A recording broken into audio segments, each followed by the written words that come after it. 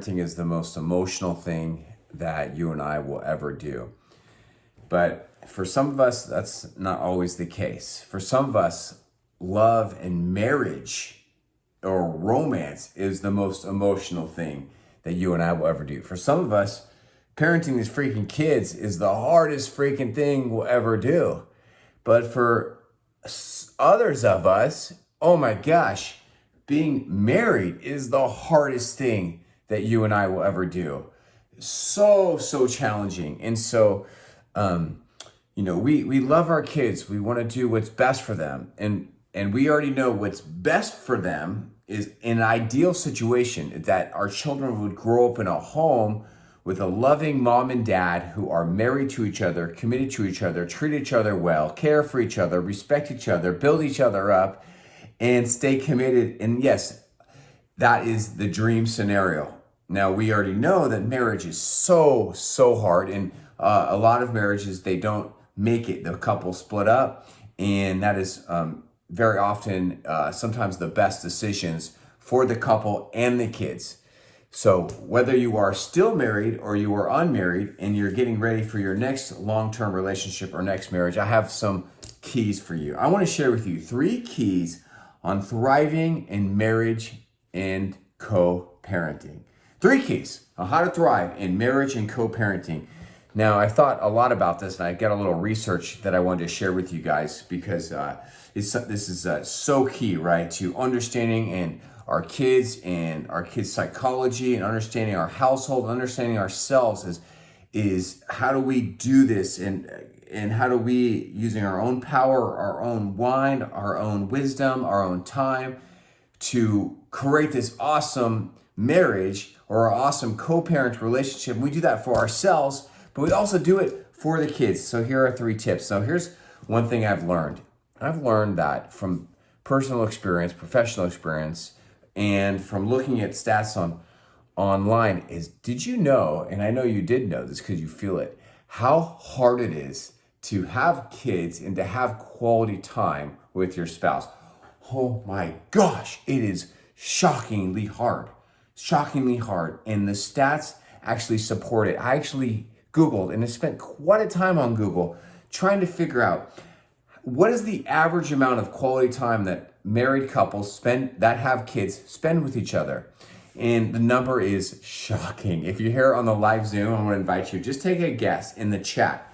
Take your guess. What's the number of minutes you can go per day or per week that the average married couple with kids have quality times with each other. Now, how you determine quality time really is up to you. So some people would say, watching a Netflix show is quality time, and other people would say it isn't. Some people say talking about expenses is quality time, and some people say it isn't.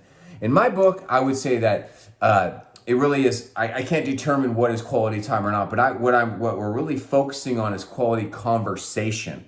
Quality conversation, just like really being with each other, enjoying each other, sharing life with each other, checking in with each other. That's and I was really shocked to find that there's very little information on this online. It's really interesting. I only found 2 sites and I looked for quite a while now. There's a lot of information about sex, how often we should be having sex, how often people are having sex. There's a whole lot of information about money and about sex, but there is not a lot of information on this, and that makes me wonder why. But it really is concerning to me because to me, the number one key, I think, to having an awesome marriage and thriving in co-parenting is that you would spend about 15 minutes a day in quality conversation. Now, I've been teaching my clients this, and I'm doing more and more marriage coaching. I have a men's, and I haven't even announced it yet. I have a men's, a men's mastermind community that I'm about to launch. But it really makes sense that if your goal would be 15 minutes a day, turning towards each other, connecting with each other, then because you can't do that every day, because life hits you, Christmas comes, New Year's comes, soccer games comes, work comes in the way, people get sick, they get stressed, and it takes a lot of time and energy to actually turn to each other. That if you shoot for 15 minutes a day, well, then it's not going to happen, but then it's going to end up to be about 5 days a week. You'll have that 15 minutes. And when I looked at some of the other marriage experts, they seemed to line up with what they were saying or was better than what they were saying. And what do you do when you talk? What do you do during these 15 minutes? Well, here's some things that I found is that you want to share hopes and dreams with each other. You want to share your fears with each other. Share talking about money, talk about sex, talk about politics if you're into that. Share your spiritual lives with each other, what you're praying for, what you're learning, what you're reading. You could talk about, how parenting is going, how it's hard, how it's going good. You talk about memories of the past, positive memories. One of the things that, might do is traumatic memories that need to have healing and go through that. Talk about learning experiences, what you're learning from your work, what you're learning in your mind, what you're learning from your friend, what you're learning from me, what you're learning from the news, right? That 15 minutes a day. You guys ready for the number? Let's see if anybody typed in. This number is crazy. How many minutes a day? Well, Family Life website reports, because Tracy's coming in at 5 hours a week is her guess, 5 hours a week. Tally, what's up? You're saying 1 hour a week, right? And Chad is coming in as 2 hours. Well, Family Life website reports that it's 27 minutes a week, which would be 4 minutes a day. Doesn't that kind of makes sense, doesn't it? Yeah, I think it makes sense, dude. It's freaking sad. What the hell have we become, dude? What is wrong with us? Dude, 2022 sucks in so many ways. 4 minutes a day. I saw another website that reported the same number, but I don't know if it was from the same survey, right, or research report or not. Isn't that the Huffington Post reports that they come in at 30 minutes of quality time per week, which is about the same number, right? Which would be 4 point something minutes a day.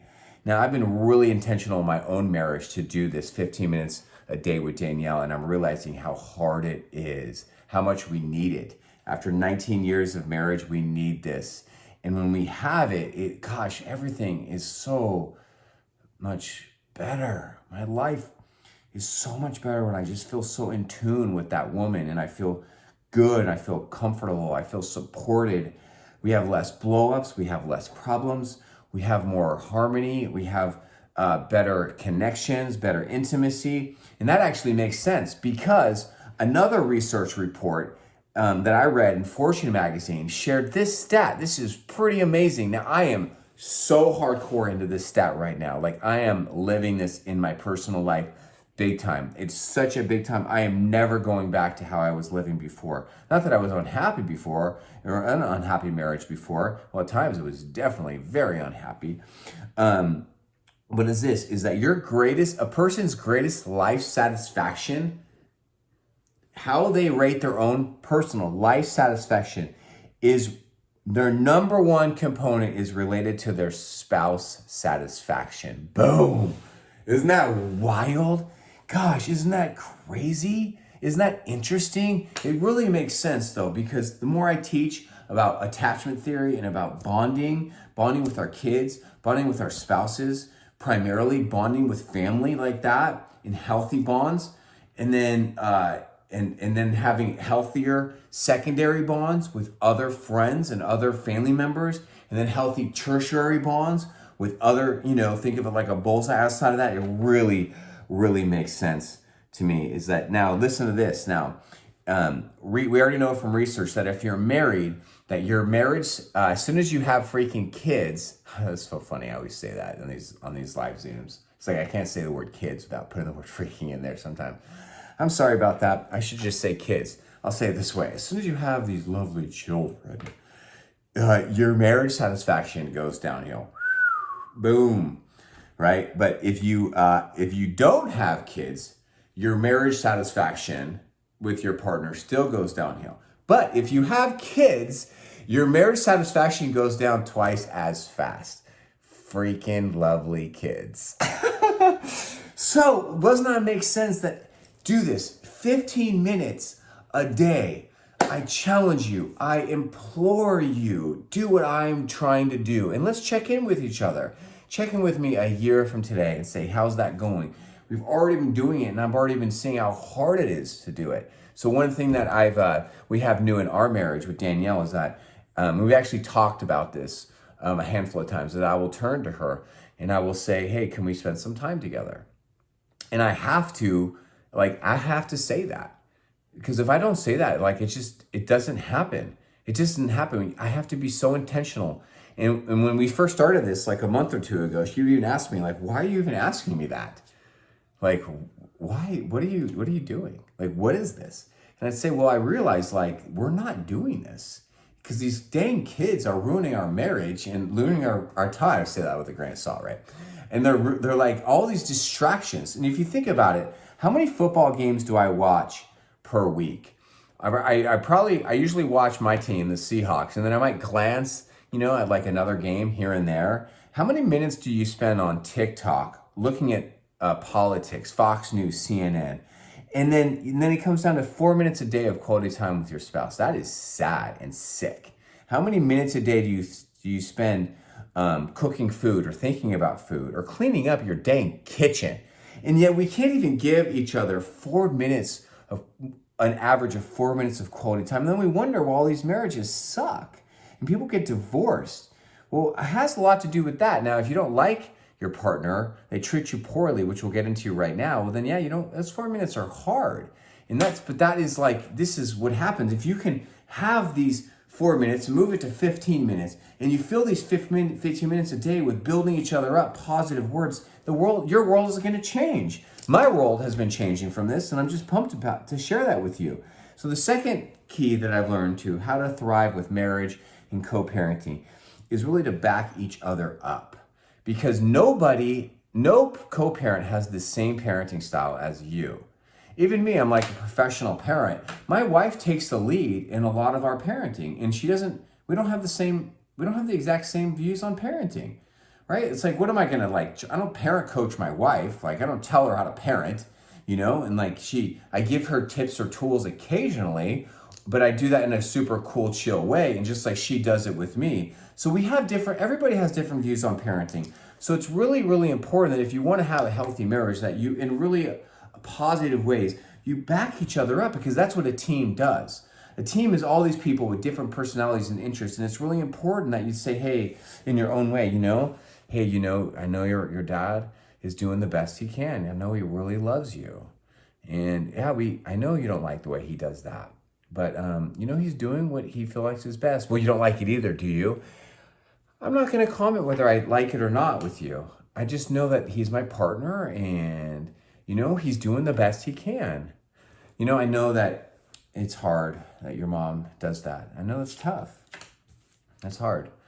But that's your mom, and that's my wife, and she's imperfect, and I'm imperfect. I do things that bother you too. And, you do things that bother me, you freaking kid. And so, yeah, we just, what's important is that, we're a family, and we go through these hard times, and we all make mistakes. And, what's important is that we still love each other, and we work these things out. So why don't we talk about this in the next family meeting? Is that cool with you?